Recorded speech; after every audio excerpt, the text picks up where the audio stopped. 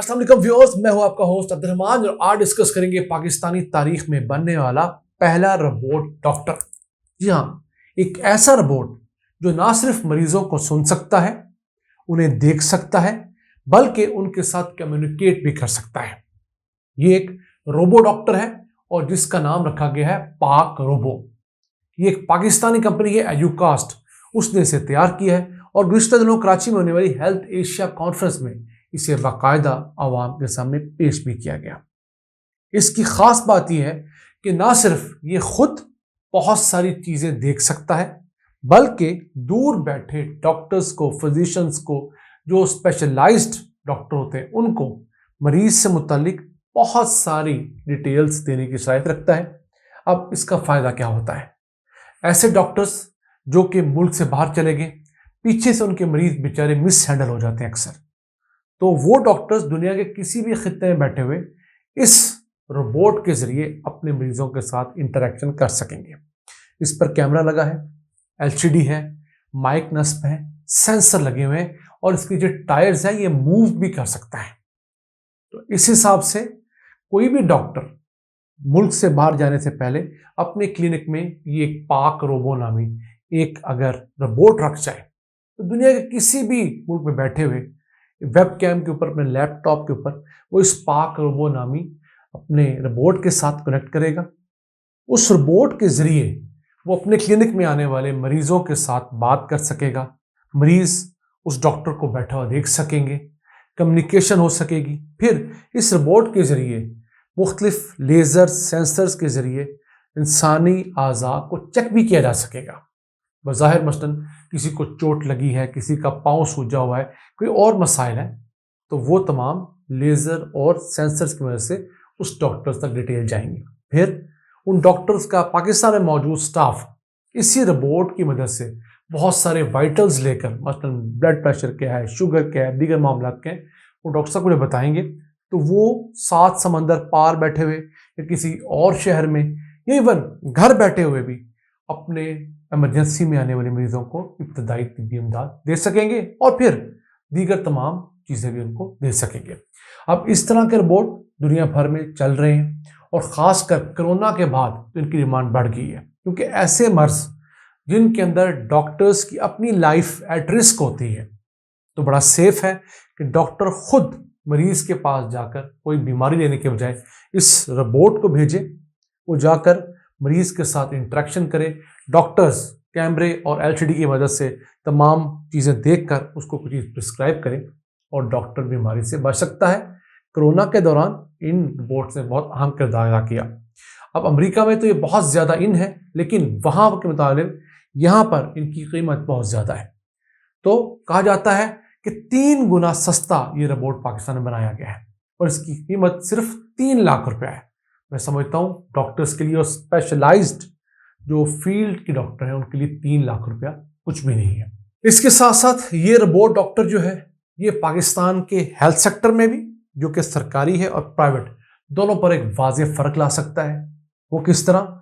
ऐसे दूर दराज के अजला जहाँ पर स्पेशलिस्ट डॉक्टर जाना गवारा नहीं करते और वहाँ के मरीज बेचारे लाहौर, कराची, इस्लामाबाद, बड़े शहरों तक पहुँच नहीं पाते, तो उन सेंटर्स में, उन BHUs के अंदर या उन तहसील हॉस्पिटल्स में या DHQ district health quarter hospital जो होता है, वहाँ पर अगर ये रोबोट नस्ब कर दिए जाए तो लाहौर, इस्लामाबाद, कराची में बैठे हुए जो स्पेशलिस्ट डॉक्टर हैं वो यहीं से वहाँ के मरीज़ों को चेक कर सकते हैं और उनको वियाद प्रेस्क्राइब करेंगे और बहुत सारे मरीज़ इसी के ज़रिए ठीक हो जाएंगे।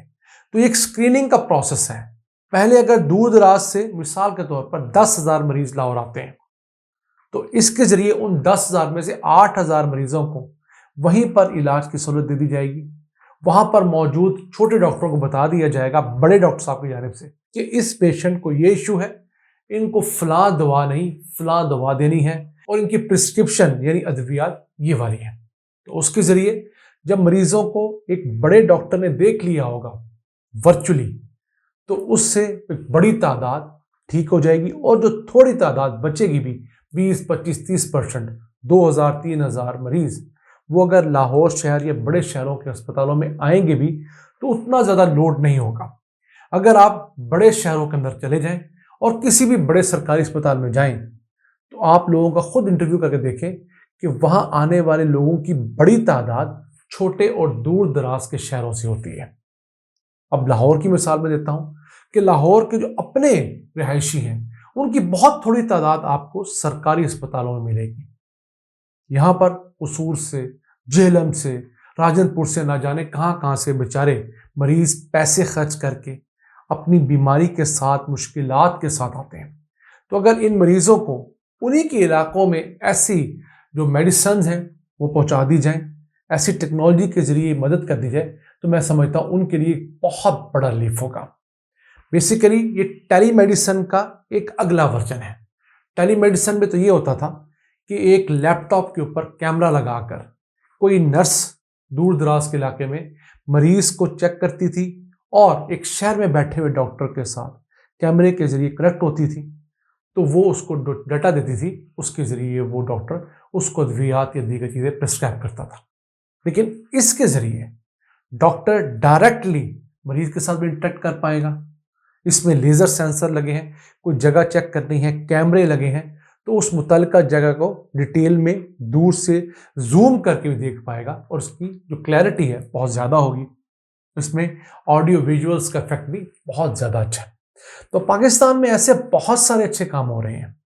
ہمارا مسئلہ یہ ہے کہ ہماری حکومتیں اور ہمارے طاقتور لوگ صرف طاقت کی جنگ میں جوتے ہوئے ہیں۔ حالانکہ ہماری یونیورسٹیز، ہماری کمپنیز اپنے طور پر بہت سارے پرابلمز کے سلوشن نکال رہی ہیں، اور اگر ہم اپنی یونیورسٹیز میں ہونے والی ریسرچ کو پیٹرنائز کر دیں، اس طرح کے اچھے انیشیٹو کو ہم لوگ اگر سپورٹ کریں، تو یقین کریں نہ صرف ہمارے ملک کے اندر بہت بڑی تبدیلی آ سکتی ہے بلکہ ہم ان کو ایکسپورٹ کر سکتے ہیں۔ اب ماہرین کہتے ہیں کہ یہ ٹیلی پریزنس ربوٹ، دیکھیے یہ ڈاکٹر ربوٹ ہے، یہ عنقریب اربوں ڈالرز کی انڈسٹری بننے جا رہے ہیں، کیونکہ ماہر ڈاکٹر پاکستان میں ہی صرف نہیں، امریکہ میں بھی دور دراز کے علاقوں میں جانے پر رضامند نہیں ہوتے، اور اگر حکومت انہیں زبردستی بھیجتی ہے تو وہ ریزائن کر کے اپنی پرائیویٹ پریکٹس کر لیتے ہیں، خوب پیسے بناتے ہیں۔ تو کچھ جگہوں پر حکومت بھی مجبور ہے کہ وہ ان بڑے ڈاکٹرز کو فورسفلی دور دراز کے علاقوں میں نہیں بھیج سکتی اور ایک پراپر کنٹینیوٹی کے ساتھ نہیں بھیج سکتی۔ تو اس جیسے انیشیٹو کے ذریعے ہم بڑے ڈاکٹرز کی سہولیات چھوٹے شہروں تک لے جا سکتے ہیں، اور پھر یہ کر سکتے ہیں کہ مہینے بعد 2-3 دن کے لیے ڈاکٹر صاحب کا وزٹ لاہور سے کسی دور دراز کے علاقے میں ہو جائے اور وہ ان مریضوں کو چیک کر لیں جن کو پہلے چیک کیا تھا، فرق نہیں پڑا یا سمجھ نہیں آئے۔ تو بیسیکلی اسکریننگ کا پروسیس بہت عام ہے۔ اس کے ساتھ ساتھ ہمیں پاکستان میں بھی یہ ایک اسکریننگ کا اور ریفرل کا سسٹم بنانا ہوگا کہ جس شخص کا دل کرتا ہے چھوٹے سے ایک قصبے سے اٹھتا ہے اور چھوٹی سی بیماری لے کر لاہور پہنچ جاتا ہے۔